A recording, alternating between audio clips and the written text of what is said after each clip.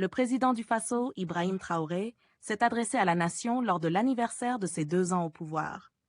Son discours, diffusé sur la radio nationale, a touché divers sujets d'importance, tels que la lutte contre le terrorisme, la sécurité alimentaire et la gestion des ressources minières.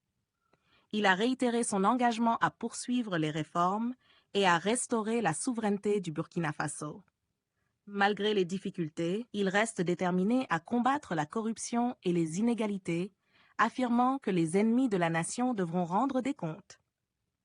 Les questions de sécurité et de gouvernance ont occupé une place centrale dans ses propos. Traoré a mentionné que l'armée continue de se renforcer et que la reconquête du territoire national se poursuit, avec un accent mis sur le développement local et l'accompagnement des populations déplacées. Il a également reconnu l'importance des initiatives locales pour l'agriculture et l'entrepreneuriat, soulignant le projet d'une usine de production de rails à Bobo-Dioulasso comme un exemple clé des progrès en cours.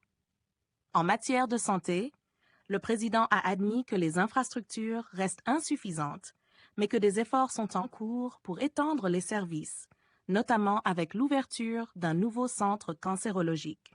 Traoré a aussi abordé la question de la réforme salariale dans la fonction publique, affirmant que l'objectif est d'assurer l'équité sans léser personne. Au sujet de la corruption, il a reconnu la persistance du problème tout en assurant que des mesures concrètes sont en cours pour réduire le fléau. De plus, la coordination régionale dans la lutte contre le terrorisme est renforcée grâce à l'Alliance des États du Sahel, et des mesures sont en préparation pour faciliter la libre circulation dans l'espace AES. Le président a rendu hommage aux forces de sécurité et aux civils qui œuvrent pour la sauvegarde du pays, tout en exprimant ses condoléances aux familles touchées par les violences.